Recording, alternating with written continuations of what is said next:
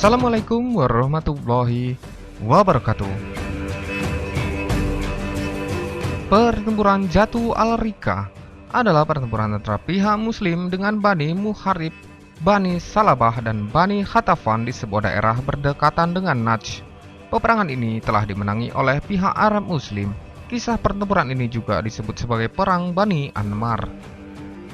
Dinamakan Perang Jatu al-Rika karena para prajurit Muslim telah membalut kaki mereka yang telah luka dengan potongan-potongan kain rika. Lalu setiap 6 orang menahan seekor unta sehingga membuat kaki mereka mengeluarkan darah. Ketika itu Rasulullah Shallallahu Alaihi Wasallam memimpin 400 pasukan untuk menghadapi Bani Muharib dan Bani Salabah dari Ghatafan. Kedua kelompok itu bergabung untuk menyerang Rasulullah Shallallahu Alaihi Wasallam dan umat Islam. Peristiwa Jatu al-Rika terjadi tak lama setelah terjadinya kasus pembantaian yang dilakukan terhadap 70 delegasi Rasulullah Shallallahu Alaihi Wasallam yang diutus untuk berdakwah kepada kabilah-kabilah di kawasan Najd.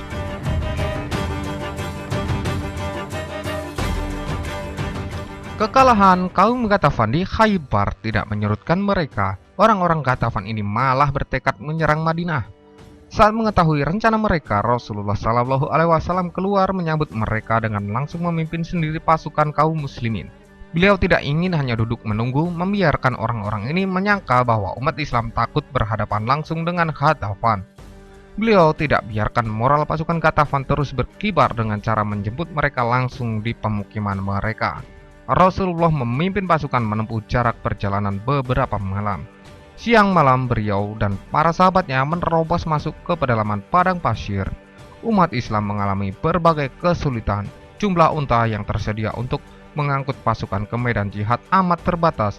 6 orang personil hanya mendapat 1 ekor unta sebagai alat transportasi sehingga para sahabat bergantian menungganginya.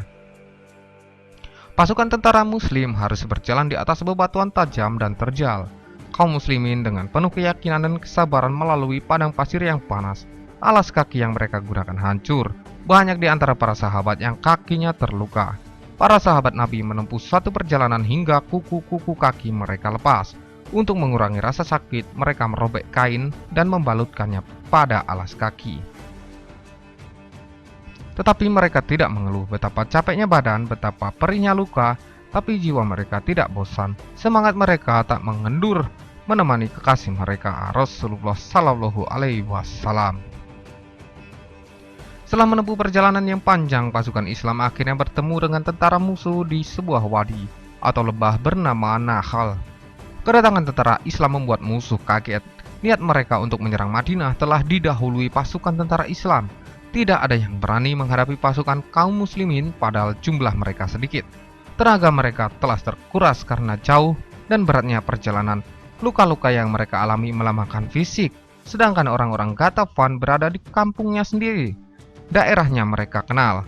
Jumlah mereka banyak, tenaga mereka bugar, tetapi mereka hanya bergeming di rumah masing-masing. Mereka yang sebelumnya bernafsu memerangi umat Islam tiba-tiba kecut, tak berani menghadapi muslimin.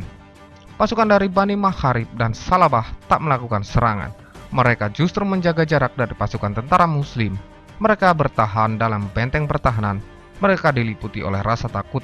Situasi di wilayah Ghatafan pun semakin mencekam.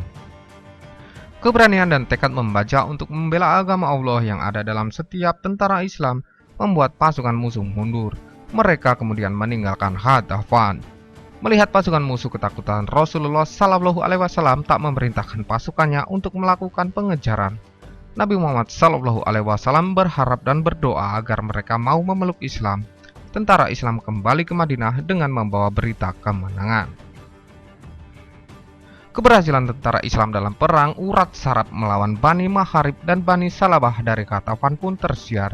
Kelompok-kelompok yang memusuhi umat Islam mulai berpikir ulang untuk mengganggu kaum muslimin yang berpusat di Madinah. Atas izin Allah Subhanahu wa Ta'ala, satu persatu dari kabilah yang dulunya memusuhi Islam mulai memeluk agama Allah. Bahkan tak sedikit dari mereka yang menjadi pahlawan dalam membela Islam. Mereka menjadi bagian umat Islam dalam peristiwa Fatu Mekah dan Perang Hunain.